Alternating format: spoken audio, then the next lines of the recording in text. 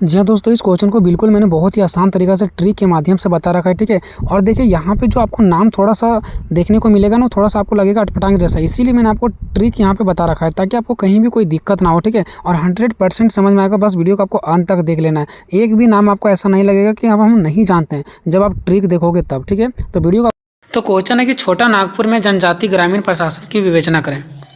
छोटा नागपुर में जनजाति ग्रामीण प्रशासन की विवेचना करें, ठीक है। देखो, इस आंसर को मैं बताने से पहले आप लोगों को मैं बेटर तरीके से समझा सकूं, इसके लिए मैंने यहाँ पे कुछ लिख रखा जो कि आपको समझना बहुत ज़रूरी है, ठीक है। यहाँ पे देख सकते हैं मैंने यहाँ पे लिख रखा है, तो आपको ही मैं समझाता हूँ कि इसमें किस किस चीज़ों का बात चलेगा, ठीक है।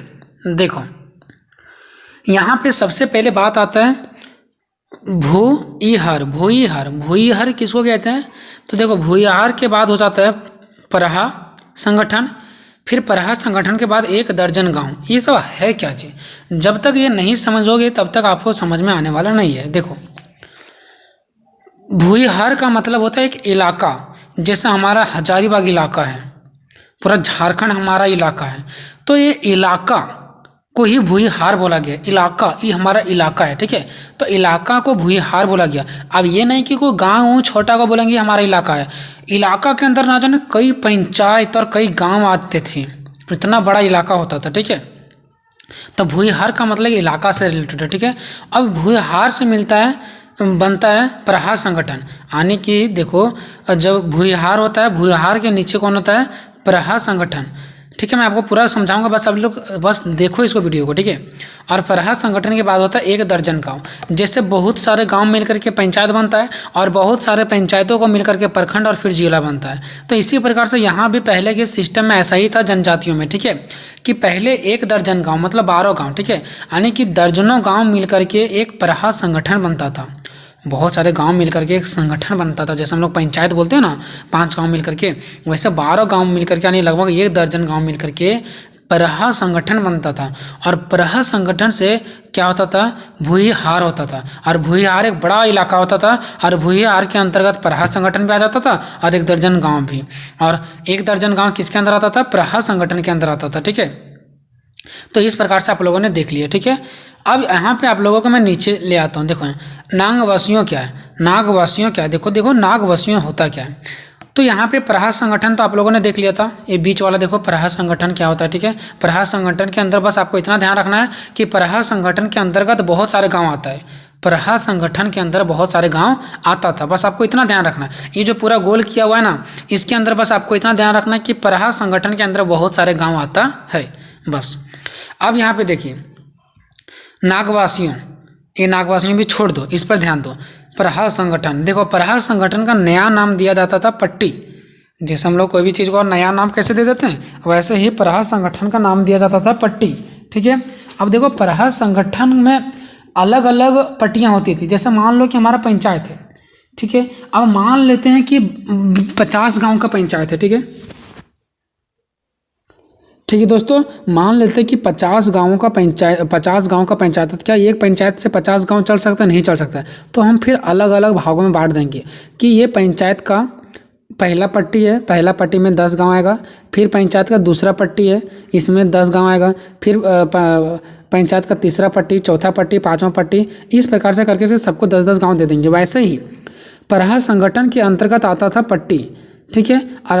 और परहा संगठन में एक पट्टी नहीं होता था, बहुत सारे पट्टी रहता था, ठीक है। परहा संगठन में बहुत सारा पट्टी रहता था, और ये पट्टी किसका नाम होता था?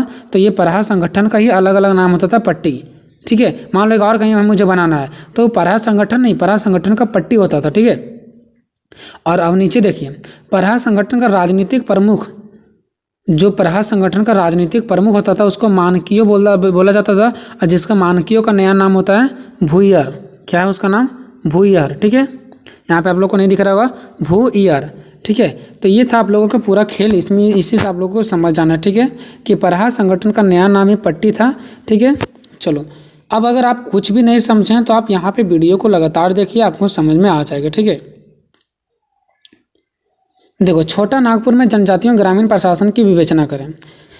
देखो छोटा नागपुर झारखंड राज्य में है। छोटा नागपुर कहाँ पे है? झारखंड राज्य में। और सिर्फ झारखंड राज्य में नहीं है, लेकिन हम क्वेश्चन में जो आंसर लिखने वाले हैं ना वो सिर्फ झारखंड के बारे में बताएंगे, क्योंकि झारखंड से ही रिलेटेड इस क्वेश्चन में डालना है, क्योंकि आप लोगों को कोर्स 7 में झारखंड से रिलेटेड पढ़ना है। ठीक है, तो छोटा नागपुर झारखंड के राज्य में है। इसके अलावा बिहार में भी है, उत्तर छत्तीसगढ़ में है, पश्चिम बंगाल में है और उड़ीसा में भी छोटा नागपुर के पटरी क्षेत्र आता है। ऐसा बात नहीं कि सिर्फ झारखंड में आता है, बट हमें सिर्फ झारखंड के बारे में ही पढ़ना है। ठीक है, देखिए झारखंड के जनजातीय बहुल्य का मतलब होता है अधिकता। तो झारखंड के जनजाति जहाँ पे अधिकता है उस वाले इलाकों में प्रशासन की नींव पंचायतों पर आधारित थी। अब ये प्रशासन क्या होता है? क्वेश्चन में भी आप लोग यहाँ पे देख सकते हैं लिखा हुआ प्रशासन की विवेचना करें। तो ये प्रशासन का मतलब क्या होता है? देखो हमारे यहाँ जो भी हमारा गाँव पंचायत चलता है उसमें मुखिया लोग काम करते हैं। अगर हमारे पास कोई मारपीट किसी से हो गया तो पुलिस प्रशासन काम करती है। ठीक है, हमारा स्वास्थ्य खराब हो जाएगा तो जो हॉस्पिटल का अधिकारी है, हॉस्पिटल के प्रशासन है, वो काम करता है। हम लोग प्रशासन का मतलब सिर्फ समझते हैं पुलिस नहीं। प्रशासन का मतलब पुलिस नहीं होता है। प्रशासन का मतलब होता है हर एक वो लोग जो हमारे लिए काम करते हैं। ठीक है, हमारे लिए जो काम करते हैं, जैसे हमारा स्वास्थ्य अधिकारी हो गया, डॉक्टर हो गया, पुलिस हो गया, शिक्षक हो गया, ये सब हमारे क्या हैं? ये सब का सब जो भी है वो हमारा क्या प्रशासन है जो हमारे लिए काम करता है। ठीक है, तो झारखंड के जो जनजातीय है ना बहुल यानी कि अधिकता, यानी कि जहाँ पे जनजातियाँ अधिक होती हैं उस वाले इलाकों में प्रशासन की नींव पंचायतों पर आधारित है। वहाँ पे कोई ये पुलिस नहीं होती है, कोई अधिकारी वहाँ पे नहीं होता, कोई शिक्षक नहीं होता, बल्कि वहाँ का सारा प्रशासन मतलब देखभाल करने वाला। ठीक है, इतना समझो। तो वहाँ का सारा देखभाल करने वाला किस पर आधारित होता है? पंचायतों पर आधारित होता है। कहाँ के लोग? ये बात चल रहा है जनजातीय लोगों का। ठीक है, जनजाति लोगों का। ठीक है, आदिवासियों का बात चल रहा है। ठीक है, वहाँ पे पुलिस वगैरह नहीं हुआ करता था।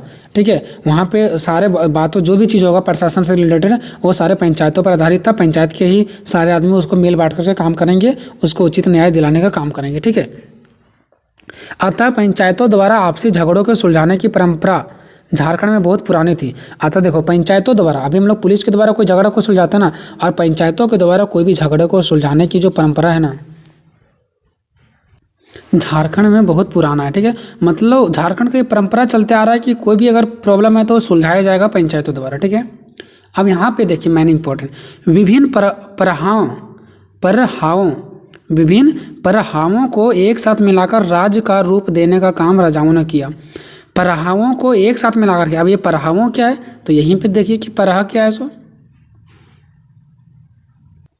देखिए हमने अभी बताया था कि परहा संगठन, देखिए परहावों को कब बनाया जाता था? बहुत सारे इलाका मिलाकर के, बहुत सारे गांव मिलाकर के ही परहा संगठन बनाया ना। देखिए तो ऊपर बीच वाला। ठीक है, तो वही पॉइंट यहाँ पे भी तो सेम बता रहा है ना कि विभिन्न परहावों का, यानी कि बहुत सारे परहावों को एक साथ मिलाकर के राज्य का रूप देने का काम किया राजाओं ने क्या किया? बहुत सारे परहावों को मिला दिया। परहावों में देखिए एक परहाव में कितना गांव आता था? 1 दर्जन गांव आता था, नहीं 12 को। तो एक परहाव में 12 गांव, फिर एक परहाव में 12 गांव, ऐसे करके बहुत सारे परहा था। परहा मतलब आप लोग पंचायत के रूप में समझ आइए। ठीक है, पंचायत लिखना नहीं, लेकिन पंचायत के रूप में। तो बहुत सारे परहावों का नहीं, बहुत सारे पंचायतों के रूप में मिलाकर के इलाका एक राज्य बनाया जाता था। राज्य का मतलब हो गया देश।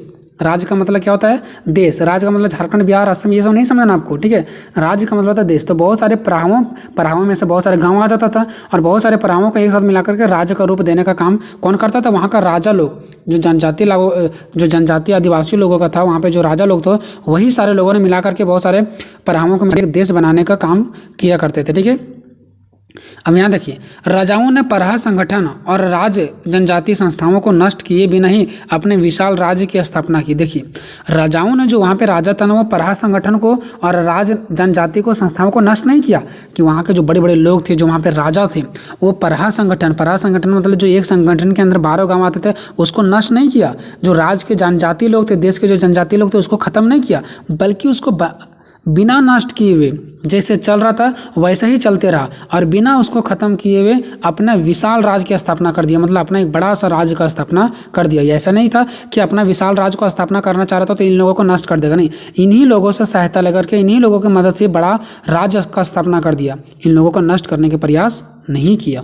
जो लोगों ने बना रखा था परहावों के अंदर 12 गांव आता था उनको नष्ट नहीं किया राजाओं, इनको बिना नष्ट किए हुए अपने एक विशाल राज्य की स्थापना कर दिया। कौन? राजा लोग। अब आगे पूरा का कहानी आपको पता चलेगा। ठीक है, यही कारण है कि सामाजिक क्षेत्र में पराहा संगठन आज भी उतना ही मजबूत है। देखो यही कारण है कि सामाजिक के क्षेत्र में पराहा संगठन मतलब जो बहुत सारे उसके अंदर गांव आ जाता था, ठीक है, वो पराहा संगठन आज भी उतना ही मजबूत है जितना पहले मजबूत था। क्यों? क्योंकि राजाओं ने उसको नष्ट करने का प्रयास नहीं किया। अगर राजाओं ने नष्ट करने का प्रयास करता तो शायद ये पराहा संगठन आज नहीं रहता, लेकिन आज पराहा संगठन इतना ही मजबूत है क्योंकि राजाओं ने इस पर कोई भी हाथ नहीं लगाया, नष्ट करने का बिल्कुल प्रयास नहीं किया। ठीक है, तो ये अभी भी उतना ही मजबूत बचा हुआ है। देखिए नेक्स्ट, तथा प्रशासकीय क्षेत्र में इसके बहुत सारे कार्य सरकार ने अपने जिम्मे ले लिए। लेकिन यहाँ पे गलती हुआ कि जो प्रशासकीय क्षेत्र था, प्रशासकीय क्षेत्र मतलब ये होता है जहाँ पे लोगों को मदद करने वाला क्षेत्र। प्रशासकीय मतलब क्या? अधिकारी लोग, ठीक है। तो बहुत सारा ऐसा जो प्रशासकीय क्षेत्र था वह बहुत सारा उस प्रशासकीय क्षेत्रों का कार्य जो सरकार ने ले लिया, सरकार ने अपने जिम्मे में ले लिया। प्रशासकीय मतलब क्या? जो लोग हमारे मदद करते हैं, चाहे पुलिस प्रशासन हो, चाहे हॉस्पिटल का कर्मी हो, चाहे शिक्षक हो, चाहे कोई भी सरकारी अधिकारी जो हमारे मदद करते हैं उसको बोलते हैं प्रशासक। अब जितने सारे प्रशासक वहाँ जो काम करने वाले थे वो सारा का सारा राजाओं ने बोला कि हम अब इस पर काम करेंगे, हम जनता का सेवा करेंगे। मान लो कोई अगर जनता का राशन बांटने का काम कर रहा है तो राजाओं ने कहा नहीं, हम राशन बांटने का काम करेंगे। अगर कोई जनता के लिए पंचायत का बैठक करवा रहा है कि कोई भी गलती होगा तो उसको न्याय दिलाने का काम करेगा, तो राजाओं ने बोला नहीं, आज से हम यहाँ पे लोगों का मदद करेंगे। हम ये सब मतलब जितने जितने प्रशासन का जो कार्य था, प्रशासन से रिलेटेड जो क्षेत्र था जहाँ पे लोगों काम किया करते थे, पहले जैसे मिल बांट के लोग करते थे, वहाँ पे सारा कार्य का जो जिम्मा है, जिम्मेदारी है, वो कौन ले लिया? सरकार ने ले लिया, वहाँ के राजाओं ने ले लिया, इसलिए ताकि बाद में इसको चुस्ता बनेगा। ठीक है, देखो इन लोगों ने नष्ट नहीं किया, लेकिन वहाँ का जितने सारे पद पे अधिकारी लोग थे उसको हटा करके राजाओं ने खुद बस गया वहाँ पे, और इन लोगों का कहना था कि इनका जिम्मेवारी हम चलाएंगे अब। ठीक है, ये फोटो आपको एग्जाम में नहीं लिखना दोस्तों, मैं आपको समझाने के लिए बीच में डाल दिया था। ठीक है, बाकी इसका कोई दिक्कत नहीं है। ठीक है, चलिए अब यहाँ से देखिए, अभी आपको ये पैराग्राफ चेंज कर देना है। ठीक है, ये पैराग्राफ आपको क्या करना है? चेंज करना। जो ऊपर लिखे थे ये फोटो आपको नहीं लिखना है, वहाँ पे पैराग्राफ चेंज कर देना है, यानी कि एक नीचे वाला उस लाइन को छोड़ देना है और नीचे वाला लाइन में आ जाना है। ठीक है, अब यहाँ पे देखिए क्या लिखा गया। नागवासियों ने पराहा संगठन को एक प्रशासकीय इकाई के रूप में स्वीकार किए धीरे धीरे विभिन्न पराहों से राजा का वसूलने लगे। देखो यहाँ पे क्या हो रहा है? नागवासियों का मतलब ये हो गया कि नाग किसको कहा जाता है? नाग वहाँ का एक जनजाति का लोग थे। नाग क्या थे? वहाँ के जनजाति के एक लोग थे। तो जो नाग के वासी थे, यानी कि जो उस जनजाति वहाँ जो बसते थे, जो वहाँ पे लोग रहते थे, उसी को बोला गया नागवासी। हम लोग झारखंड वासी हैं, बिहार वासी कैसे बोलते हैं, वैसे नाग जनजाति है। तो नागवासियों ने पराहा संगठन को एक प्रशासकीय इकाई के रूप में स्वीकार कर दिया। पराहा संगठन मतलब क्या?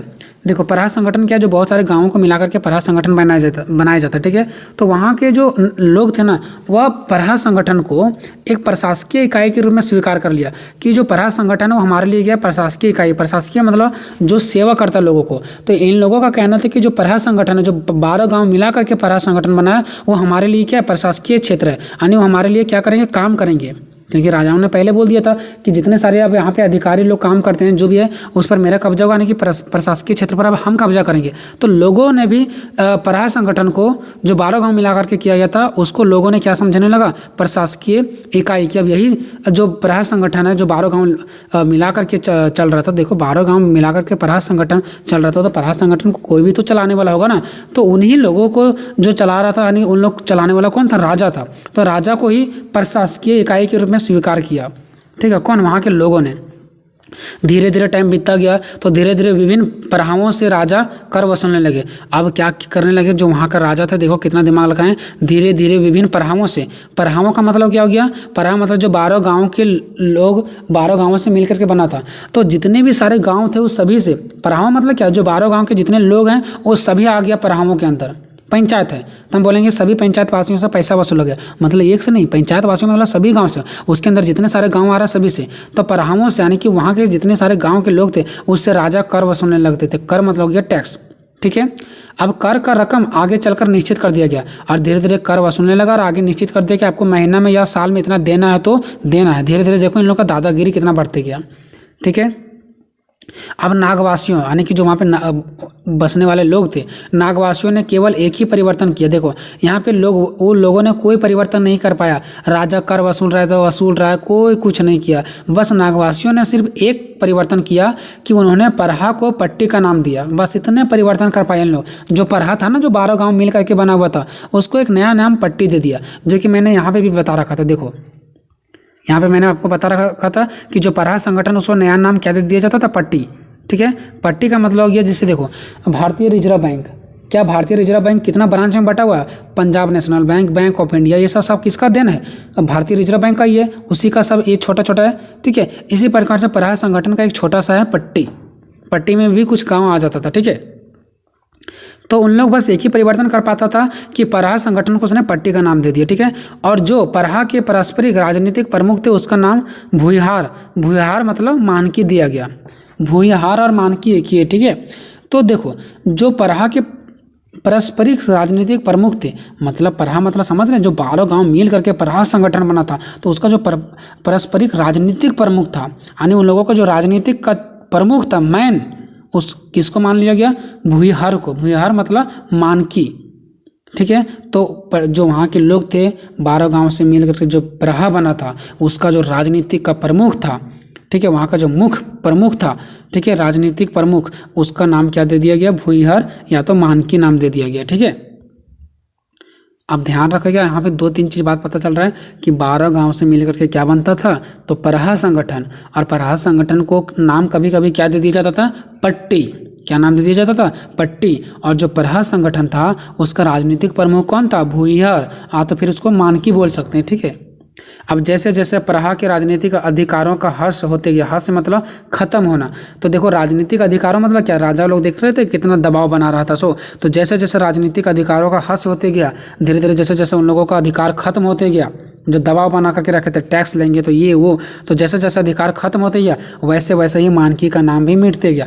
मानकी किसको बोला जाता था? भूमिहार को। भूमिहार किसको? जो वहाँ का राजनीतिक प्रमुख था। राजनीतिक प्रमुख कौन था? परहा का, मतलब पंचायत का जो प्रमुख था, उसको भूमिहार माना गया। अब जैसे जैसे राजनीतिक अधिकारों का खत्म होते गया, वैसे वैसे उन लोग भूमिहार मानना भी बंद कर दिया। भूमिहार किसको कहते हैं? भूलना भी उन लोग स्टार्ट कर दिया। वैसे वैसे मानकी या तो फिर भूमिहार, बात है कि ठीक है, तो वैसे वैसे ही मानकी का नाम भी मिटता चला गया। लेकिन जो जनजाति दक्षिणी पूर्व भागों की ओर चली गई, और जो जनजाति, देखो हर जगह जनजाति एक ही जगह तो बसेगा नहीं, तो जो जनजाति दक्षिणी या तो फिर दक्षिणी पूर्व भागों की ओर चली गई, वे अपनी परंपराओं से जुड़ी रही। वो लोग नहीं भूला, उन लोग अपना माइंड में सेट ही रखा कि हमारे जो परहा संगठन है, उसका राजनीतिक, जो उसका मुख्य राजनीतिक है वो कौन है? तो मुख्य राजनीतिक मानकी ही है, यानी कि भूमिहार ही है। इन लोगों ने अपना अधिकार को नहीं भूला, इन लोगों ने अपना संस्कृति को नहीं भूला। कौन? जो दक्षिणी और दक्षिणी पूर्व की ओर चला गया ना, वो अभी भी इन सारी परंपराओं से जुड़े रहे, और इन लोगों के बीच मानकी नाम आज भी प्रचलित है। इन लोग आज भी मानकी को मानते हैं। मानकी मतलब क्या? भूमिहार का राजनीतिक प्रमुख, राजनीतिक यानी पंचायतों का प्रमुख राजनीतिक बोल लो। ठीक है, वो आज भी इन लोग भूमिहार का नाम लेते हैं। ठीक है, देखिए नई जगह पर आ जाने पर भी पुराने गांव की याद ये लोग नहीं भूल पाए हैं। देखिए ये लोग नई जगह पर चल गए हैं, पुराने जगह से छोड़ करके जब नई जगह पर चल गए ना, तब भी ये अपने पुराने परंपराओं को, पुराने गांव की याद को नहीं भूले हैं कि वहाँ पे क्या क्या परंपरा चलता था। ठीक है, वो अभी भी नहीं भूले हैं लोग। अभी भी इन लोग जानते हैं कि वहाँ परहा संगठन होता था, वहाँ 12 गाँव का मिक्स रूप को परहा संगठन कहा जाता था, और वहाँ का जो राजनीतिक प्रमुख थे उसको क्या बोला जाता था? भूमिहार यानी कि मानकी बोला जाता था। इन लोगों के बीच मानकी नाम आज भी प्रचलित था, और नई जगह पर आ जाने पर भी पूरे गाँव की याद। और जो नए लोग वहाँ पे चल गए थे ना, उन लोगों ने अपने पुराने साथियों को आकर के कहा कि आप लोगों का आमंत्रित है, आप लोगों का स्वागत है, आप लोग भी यहाँ पे आ जाइए। किंतु एक शर्त है, जो लोग पहले से आकर के वहाँ पे बस चुके थे, उनमें से ही मानकी चुने जा रहे थे। मानकी कौन होते थे? जो 12 गांव मिल करके परहा संगठन बनता था ना, उस परहा संगठन का प्रमुख जो होता था उसको मानकी बोला जाता था। तो बोला गया था कि जो पंचायत, यानी पंचायत मतलब क्या? परहा संगठन। तो परहा संगठन का प्रमुख वही बनेगा जो पहले जाकर के बस चुके हैं। मान लो कि जनजाति के लोग पहले कहीं जाकर के बस चुके हैं, तो पुराने लोगों के लिए तो बुला रहे हैं कि आप लोग भी आकर के यहाँ पे बस जाओ, लेकिन जो मानकी बना जाएगा वो बना जाएगा जो पहले से आकर के यहाँ पे बसे हैं वहीं पे। जैसे मान लो यहाँ पे पंचायत है, बहुत सारे गाँव लोगों को कहेंगे कि तुम लोग यहाँ पे आकर के बस जाओ, लेकिन पंचायत का जो मुखिया बनेगा तुम लोग नहीं बनेगा, जो पहले आकर के यहाँ पे बसा है उन्हीं का अधिकार है बनने का।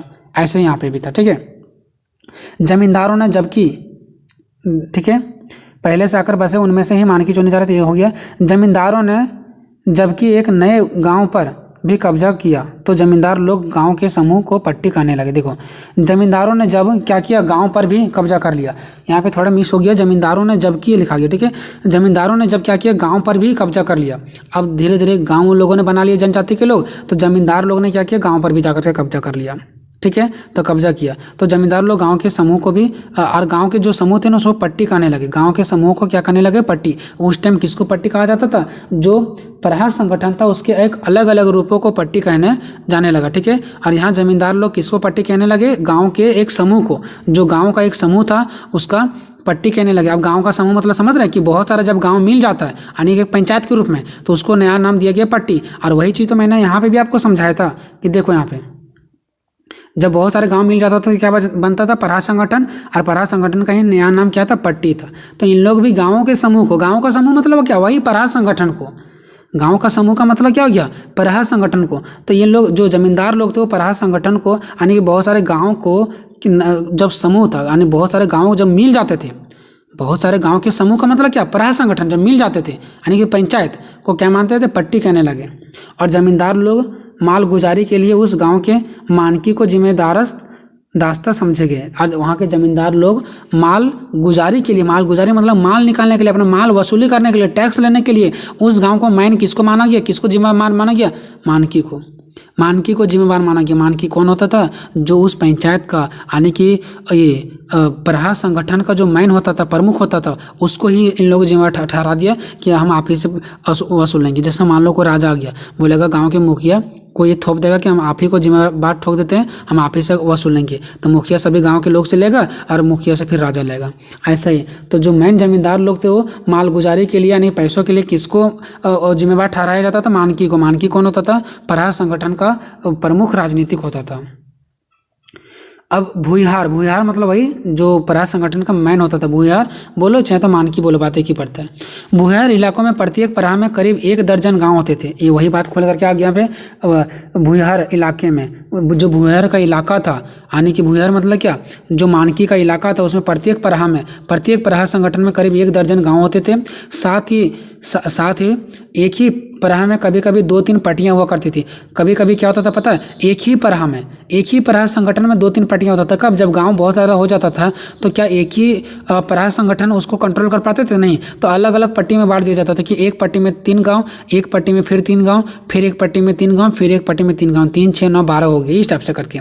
तो 3 पट्टियाँ उससे अधिक में बांटा जाता था। ठीक है, 3 या उससे अधिक पट्टियों में बांटा जाता था। प्रहार संगठन जो होता था उसका कार्य प्रणाली तथा न्यायपालिका संबंधित सतह पंचायतों में निहित था। यानी जो प्रहार संगठन होता था ना उसका कार्य प्रणाली यानी कि जो भी वो कुछ करेगा, जो भी न्याय दिलाएगा, वो संबंधित उसका सत्ता अधिकार किसमें था, पंचायतों में निहित था। यानी कि वहाँ कोई प्रशासन पुलिस नहीं होता था, इन लोगों का पंचायत ही सब कुछ था। न्याय दिलाना, काम करना, सब कुछ पंचायत में ही सारा कुछ इन लोगों का था।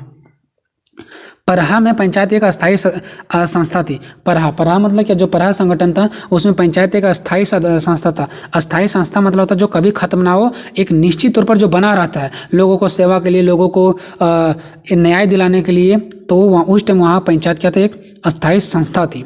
इसका एक अस्थायी अध्यक्ष और एक अन्य अस्थायी पदाधिकारी होता था। उस टाइम क्या होता था, पंचायत के एक स्थायी अध्यक्ष मतलब जो कभी नहीं बदलेगा, ये परमानेंट के लिए अध्यक्ष चुना जाता था, और एक अन्य अस्थायी पदाधिकारी यानी और अन्य दूसरा अधिकारी को चुना जाता था।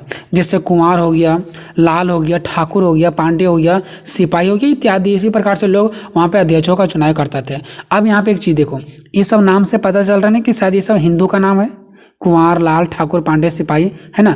तो अधिकारियों के इन नामों से स्पष्ट है कि यह नाम हिंदू राज्यों और जमींदारों के अधिकारियों के नाम का नकल है। इन लोगों के नाम से स्पष्ट पता चल रहा है कि इन लोग किसका नाम का नकल किया, मतलब किसका नाम का लिया है, ये हिंदुओं का नाम ही लिया है इन लोगों। जैसे कुंवर, लाल, ठाकुर, पांडे, सिपाही, ये सब किसका नाम है, हिंदुओं का ही नाम का नकल किया इन लोगों ने। ठीक है, दूसरी पंचायत में ना तो अस्थाई होती थी और ना ही इसके अस्थाई पदाधिकारी होते थे। देखो वहाँ पे कुछ एक ऐसे पंचायत थे जहाँ पे अस्थाई पदाधिकारी होते थे जो कभी नहीं बदलते थे, परमानेंट रहते थे, और कुछ पदाधिकारी भी रहते थे। लेकिन कुछ वहाँ पे एक ऐसे भी दूसरी पंचायत थी जहाँ पे अस्थाई सदस्य नहीं था और ना ही कोई अस्थाई पदाधिकारी होते थे। परमानेंट ना कोई वहाँ पे सदस्य होता था और ना ही परमानेंट कोई वहाँ का पदाधिकारी होता था। मतलब वहाँ भी दो प्रकार का पंचायत देखा जा सकता है, जिसमें अस्थाई सदस्य होता था और जहाँ पे अस्थाई सदस्य नहीं होता था। सरकारी कचहरियों के आ जाने से अब इन पंचायतों में केवल विवाह, सामाजिक नियमों, बंटवारा और गांव की सीमा संबंधित विवादों का ही निपटारा होता है। देखो जब वहाँ पे क्या हो गया, सरकारी कचहरियों आ गए हैं। पहले के लोग अपने मिल बांट करके किया करते थे, लेकिन जब सरकारी कचहरियों आ गए हैं, जब सरकारी के अधिकारी के लोग आ गया, तो अब इन पंचायतों में केवल और केवल विवाह से संबंधित, सामाजिक न्याय नियमों से संबंधित, बंटवारा से संबंधित और गांव की सीमा से संबंधित ही विवादों का निपटारा होता है। अगर इससे अलग मैटर है तो उसका निपटारा नहीं किया जाएगा। कब? जब सरकारी कर्मचारी लोग, सरकारी कचहरी लोग आ गए हैं तब सिर्फ किसका वहाँ पे सुना जाएगा, विवाह का, सामाजिक नियमों का, बंटवारा करना हो, गांव की सीमा तक ही उन लोगों का विवाद सुनने का अवसर था। उसके अलावा कोई दूसरा उन लोग विवाद को नहीं सुन सकते थे। परहा पंचायत के प्रमुख अधिकारी परहा राजा होता था। देखो और जो परहा पंचायत के प्रमुख अधिकारी होता था वो कौन होता था? राजा हुआ करता था। ठीक है, परहा राजा पंचायत के सदस्यों की बातें सुनते थे और परहा राजा क्या करते थे, पंचायत में जितने सारे लोग रहते थे, पंचायत में जितने सारे जनता रहते थे, उन सभी के बातें सुनते थे और पंचायत का फैसला स्वयं राजा ही सुनाता था। और उस टाइम पंचायत का फैसला कौन सुनाता था? वहाँ का राजा। और फैसला सुनाता भी था और फैसला खुद करता भी था। ठीक है, पंचायत द्वारा लगाया गया जुर्माना नहीं भरने वाले व्यक्ति को बेटा बेटी की शादी में कठिनाई हो सकती थी। देखो अगर पंचायत में कोई व्यक्ति पर जुर्माना लगा दिया गया कि आपका 500 का जुर्माना देना है तो देना है, अगर वो व्यक्ति नहीं देता है तो उनको कुछ नहीं करता था। उनके जब बेटा बेटी का शादी होता था तब कठिनाई लोग करते थे। जैसा अभी भी देखते हैं, जब कोई समाज में किसी लोगों को अजायद कर दिया जाता है कि आप समाज में चलने लायक नहीं है, तो उन लोग कहते हैं ठीक है जाओ, हम नहीं चलने वाले, हम अपना चल लेंगे। लेकिन उसके साथ प्रॉब्लम तब खड़ा होता है जब उनका घर में किसी का शादी होता है, कोई लोग नहीं आता है। तो सेम कंडीशन यहाँ पे भी वही था। ठीक है, कुछ मामलों में उसे अपने गांव की ज़मीन से भी हाथ धोना पड़ सकता था। कुछ ऐसे भी मामला हो जाता था जो बहुत ज़्यादा गंभीर होता था, बहुत ज़्यादा कड़ा जुर्माना होता था, बहुत गलत अपराध होता था, तो उस टाइम कुछ लोगों को अपना गांव से ज़मीन भी खो देना पड़ता था, ज़मीन भी छीन लिया जाता था। ठीक है, अब वहाँ देखते हैं निजी पंचायत। जब मान लो कि हम लोग क्या करते हैं, जब हम लोग को मान लो कि कोई व्यक्ति हमें पीट दिया, ठीक है, तो हम उस पर पंचायत बैठा रहे हैं, तो पंचायत बैठा रहे हैं तो हमको लगेगा कि नहीं, ये जो सरपंच लोग आ रहे हैं, जो मेन आदमी आ रहा है यहाँ पे फैसला करने के लिए, वो हमारे आदमी नहीं है बल्कि उसी का आदमी है। तो हम क्यों ना हम भी 10 गो अपना आदमी लाएं। तो जो अपना आदमी लाया जाता था ना, उसी को निजी बोला जाता था। जब लोगों को पंचायत करवाना होता था, न्याय का दिलवाना होता था, तो लोगों को जो प्रॉब्लम होता था उसके लिए वो अपना निजी व्यक्ति भी ला सकते थे, अपना आदमी भी ढूंढ के भी ला सकते थे। अगर आपको लग रहा है कि ये लोग से हमारा न्याय नहीं होगा तो आप अपना निजी व्यक्ति भी ढूंढ के ला सकते हैं। उसी को बोला गया था निजी पंचायत। ठीक है, देखो आपसे सामने झगड़ों में, देखो यहाँ पे लिखा गया आपसे सामने झगड़ों में वादी प्रतिवादी निजी पंचायत भी बुला सकते थे। यहाँ पे मिस्टेक हो गया। ठीक है, यहाँ पे क्या हो गया दोस्तों, आपसे लिखा गया। ठीक है, ये आपसे यहाँ मिस्टेक हो गया। यहाँ पे आपको ये लिखना है कि जब झगड़े हो जाते थे, जब सदस्यों के आपस झगड़ों में, है ना, आपस झगड़ में, यानी कि जब लोगों के बीच आपस झगड़ में क्या करते थे, वादी प्रतिवादी मतलब हो गया दो पार्टी जो रहता है ना, एक मारने वाला आता है, एक मराने वाला, मतलब दो पार्टी तो रहते हैं, उसी को बोला गया वादी प्रतिवादी। तो आपस झगड़े में वादी प्रतिवादी निजी पंचायत भी बुला सकते हैं, यानी कि जो दो पार्टी वो निजी पंचायत भी बुला सकते हैं। प्रत्येक पक्ष अपने पंचों को का नाम देता था और प्रत्येक पक्ष, जो भी पक्ष अपने लोगों को बुलाते थे उनका नाम भी देते थे पंचों का। ठीक है, साधारण एक पंच उनके अपने क्षेत्र से होते थे और उनका जो पंच होते थे उनके क्षेत्र से ही होते थे। तो फिर कभी कभी ऐसा भी देखा गया था कि कभी कभी वो अपने क्षेत्र के बाहर से भी पंच लाते हैं, जैसे हम लोग भी लाते हैं कभी गाँव का या तो कभी बाहर से, वैसे हम लोग बाहर से भी पंच लाते थे फैसला कराने के लिए। ठीक है, बाहर से भी चुना जा सकता था। दोनों और के पंच मिलकर के, देखो इधर पार्टी का भी और उधर पार्टी का भी, दोनों पंच, हम मान लो कि बाहर से 5 गांव का पंच बुलाएं, आप भी बाहर गांव से 5 को पंच बुलाएं, दोनों पंच मिल करके क्या करते थे, एक सरपंच चुन लेते थे। मान लो 5 मेरा आदमी, 5 आपका आदमी, 10 आदमी में मिल करके जिसको लगेगा कि ये आदमी अच्छा फैसला कर सकता है, वो 10 आदमी मिल करके एक सरपंच, उसी में से एक सरपंच बना देकर बोलेगा कि जो आप बोलेगा सरपंच जी वही होगा। ठीक है, ठीक है, तो जब 10 व्यक्ति मिल जाते थे, यानी कि दोनों पक्ष के सरपंच मिल करके एक व्यक्ति को चुन लिया जाता था। ठीक है, दोनों के पंच मिल करके क्या कर लेते थे, सरपंच का चुनाव करते थे। दोनों पंचों मिल करके इधर का भी और उधर का मिल करके एक सरपंच का चुनाव लेते थे और शेष जमा लोग को कुछ दूरी पर बैठा दिया जाता था। बाकी जो पंच लोग आए थे उसको कुछ दूरी पर बैठा दिया जाता था, ठीक है। और गवाही लिया जाता था लोगों से कि किसका गलती है नहीं, कुछ भी चीज़ों का गवाही ली जाती थी। और तब सरपंच प्रत्येक पंच की राय अलग अलग लेता था। और जो सरपंच जो था, जो मेन आदमी जिसको बनाया गया था, वो बाकी जो छोटे छोटे पंच लोग आए थे पंच को, उनसे भी ये अपना राय लेते थे, अलग अलग राय लेते थे। और दोनों पक्षों के तर्क वितर्क करने के बाद कि वो क्या कह रहा है, ये क्या कह रहा है, उसको तर्क वितर्क करने के बाद वह अपना फैसला सुनाता था। कौन? जिसको सरपंच बनाया गया था वो अपना फैसला सुनाता है कि हम इधर भी बात सुन लिए और इधर भी बात सुन लिए और इन दोनों के बातों सुनने से फाइनली रिजल्ट ये हो रहा है, तो उसी पर फैसला देते थे, ठीक है। तो इस प्रकार से वहाँ का प्रशासन था दोस्तों। तो क्वेश्चन आप लोग